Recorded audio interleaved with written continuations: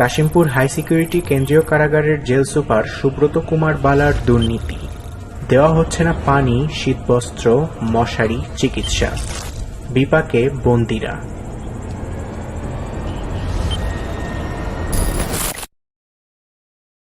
হাঁটাচলার অধিকার, পানি, মশারি, শীতবস্ত্র প্রদানসহ নানা দাবিতে গাজীপুরের কাশিমপুর হাই সিকিউরিটি কেন্দ্রীয় কারাগারের প্রায় ২০০ বন্দী অনশন করেছেন ৭ জানুয়ারি শনিবার। এক পর্যায়ে তারা কারাগারের ভেতরে শতাব্দী ভবনের ২য় ও ৩য় তলায় বিক্ষোভ করেন। সকলের অভিযোগের তীর জেল সুপার সুব্রত কুমার বালার দিকে। সম্প্রতি কারাগারের দুর্নীতি নিয়ে মিডিয়ায় তোলপাড় হয়েছে। কারাগার কর্তৃপক্ষের বেশ কিছু পদে রদবদল হয়েছে, কিন্তু কোনো এক বিশেষ ক্ষমতা বলে হাজারো দুর্নীতির অভিযোগ থাকা সত্ত্বেও কাশিমপুর হাই সিকিউরিটি কারাগারের মতো স্পর্শকাতর জায়গায় বদলি হয়ে আসেন সুব্রত কুমার বালা। তিনি একজন ইসকন সদস্য, এমন অভিযোগও করেন অনেকেই। তার বিরুদ্ধে দুর্নীতি ও ক্ষমতার অপব্যবহারের অনেক প্রমাণ রয়েছে। এত বড় অভিযোগ থাকার পরেও কোনো এক অদৃশ্য ক্ষমতা বলে তিনি আবার কাশিমপুরে বদলি হয়ে আসেন। তার সীমাহীন দুর্নীতির শিকার হচ্ছে সাধারণ নিরীহ কারাবন্দীরা। অপরদিকে দাগী দেশবিরোধী অপরাধীরা টাকার বিনিময়ে বিলাসী জীবনযাপন করছে। গণমাধ্যমেও সুব্রত কুমার বালার দুর্নীতি ও বন্দী নির্যাতনের বেশ কিছু অভিযোগ উঠে এসেছে। যেমন তারা শীতের কাপড় দিচ্ছে না বলে বলেছেন, কম্বল দিচ্ছে না, তারপরে সুপেয় পানি দেওয়া হচ্ছে না, ডেঙ্গি রোগ আতঙ্ক ছড়াচ্ছে, তারপরেও মশারির মতো মৌলিক অধিকার থেকে বঞ্চিত করে রাখা হচ্ছে বলে দাবি করেছেন। মশার কামড়ে অনেক জ্বরের লক্ষণ দেখা দিচ্ছে তাদের, এমন ধরনের কথা বলা হয়েছে। তাদের ঠিকমতো চিকিৎসার সেবা দেওয়া হচ্ছে না, হাঁটতে দেওয়া হচ্ছে না, একটু খেলতে দেওয়া হচ্ছে না, এক জায়গায় আবদ্ধ করে রাখা হচ্ছে এবং বিশুদ্ধ পানি পাচ্ছে না। অন্যান্য অনেক জঘন্য মামলা আসামিদের সাথে সাক্ষাৎ হলে ৩০ মিনিটের ভিতর সাক্ষাৎ নিশ্চিত করা হয়, অথচ বলা হচ্ছে যে এই জঙ্গি নাম দিয়ে যাদেরকে বন্দী করা হয়েছে তাদেরকে সকাল 10টায় আসলে সাক্ষাৎ পাবে, তাও ৩টার পর, এমন ভাবে বলা হচ্ছে, এবং মাসে একবার করে দেখা করার সুযোগ দেওয়া হচ্ছে। জেল সুপারের নাম হলো সুব্রত কুমার বালা। আসলে তাদের মানবাধিকার লঙ্ঘন করা হচ্ছে। আপনি পানি দিবেন না, তাহলে খাবে কি? সে কি না খেয়ে মারা যাবে? আপনি তাকে খাবার দিবেন না, তাকে পানি দিবেন না, তাকে মশারি দিবেন না, এতগুলো কষ্ট তাকে কেন দিচ্ছেন? এটি তো আসলে কখনোই হতে পারে না।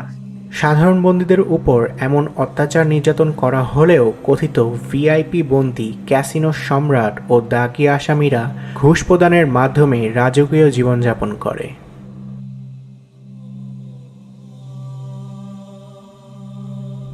অত্যাচারের ব্যাপারে জানতে চাইলে জেল সুপার সুব্রত কুমার বালা বলেন, চিহ্নিত জঙ্গি, সন্ত্রাস বিরোধী ও ফাঁসির দণ্ডপ্রাপ্ত আসামিরা এ কারাগারে বন্দী। কারা কর্তৃপক্ষকে বিব্রত করার জন্য বিভিন্ন সময় তারা এমন পরিস্থিতি তৈরি করে। কারাগারে বন্দী এমন দেশদ্রোহীর সংখ্যা খুবই কম, 10-12 জন মিলে কাজগুলো করে। সুব্রত কুমার বালার নির্দেশে বন্দীদের সাথে এমন আচরণ জেনেভা কনভেনশন, মানবাধিকার এবং বাংলাদেশের কারাগার ও বন্দী সুরক্ষা আইনের সুস্পষ্ট লঙ্ঘন। বন্দীরা ভয়ঙ্কর অপরাধী, ফাঁসির আসামি, দেশদ্রোহী, কথিত জঙ্গি হলেও বিশুদ্ধ পানি, মশারি, হাঁটাচলা, চিকিৎসা, নামাজ পড়া ইত্যাদি মৌলিক চাহিদা পূরণের অধিকার রাখে, যার সবকিছু থেকেই বন্দীদের বঞ্চিত করছেন সুব্রত কুমার বালা। অধিকন্তু বন্দীদের অনেকেই সাজাপ্রাপ্ত আসামি নয়, তারা অভিযুক্ত বন্দী। আইন অনুসারে যতক্ষণ পর্যন্ত তাদের অপরাধ প্রমাণিত না হচ্ছে ততক্ষণ পর্যন্ত তারা নির্দোষ। বন্দীরা যে ক্যাটাগরিতেই হোক না কেন, তাদের ন্যূনতম সুবিধা ও সেবা প্রদান নিশ্চিত করা জরুরি বলে মনে করছেন মানবাধিকার কর্মী নূর খান লিটন। তিনি জানান, শীতের মধ্যে বন্দীদের শীতের কষ্ট দেয়া কোনো শাস্তিমূলক ব্যবস্থার মধ্যে পড়ে না। এজন্য তাদেরকে চাহিদা মতো শীতের কাপড়, নিরাপদ খাদ্য, পানি সময় মতো দেয়া জরুরি। হাই রিস্ক আসামিদের রাখার জন্যই কাশিমপুর কারাগারটি আলাদাভাবে যথাযথ নিরাপত্তা নিশ্চিত করে তৈরি করা হয়েছে। সেই কারাগারের ভেতরে আবার বিশেষ ব্যবস্থা রাখার যৌক্তিকতা নিয়ে তিনি প্রশ্ন তোলেন। কারাগার হলো সংশোধন করে মূল স্রোতধারায় ফিরিয়ে আনার জায়গা, তাই বন্দীদের বিরুদ্ধে এমন কোনো ব্যবস্থা নেওয়া যাবে না যা নিপীড়নমূলক হতে পারে। এই জেলখানা তৈরি হয়েছে হাই রিস্ক আসামিদের জন্য, সেখানে আবার আলাদা ব্যবস্থা কেন? বাংলাদেশের বর্তমান রাজনৈতিক বাস্তবতায় নির্যাতনের এক হাতিয়ার হল জঙ্গি উগ্রবাদী ট্যাগ। আলেম উলামা থেকে শুরু করে সাধারণ মানুষ, রাজনৈতিক ভিন্ন মতাবলম্বী সবার উপর অত্যাচার নির্যাতন চালানো, ঘুষ, দুর্নীতি, ব্যক্তিস্বার্থ চরিতার্থ সহ নানা অসৎ কর্ম সম্পাদনের জন্য জঙ্গি উগ্রবাদী ট্যাগ দেওয়া হয় গণহারে। কেড়ে নেওয়া হয় সকল মৌলিক অধিকার। পানি, মশারি, নামাজ আদায়, শীতবস্ত্র, চিকিৎসার মতো মৌলিক দাবিতে অনশন করা সাধারণ বন্দীদেরকেও জঙ্গি ট্যাগ মেরে উদ্দেশ্যমূলকভাবে ঘটনাকে অন্য খাতে প্রবাহিত করার চেষ্টা করছেন ইসলাম বিদ্বেষী সুব্রত কুমার বালা। এমনটাই মনে করছেন বিশেষজ্ঞরা। আমরা তো দেখছি আলেমুল আমাদেরকে গ্রেপ্তার করে বলা হয় যে এরা জঙ্গি। এই আওয়ামী লীগ সরকার দেখবেন তারা কিন্তু একটি রাজনীতি করে, সেটি হলো বাংলাদেশে মৌলবাদ এবং জঙ্গিবাদের উত্থান হয়েছে।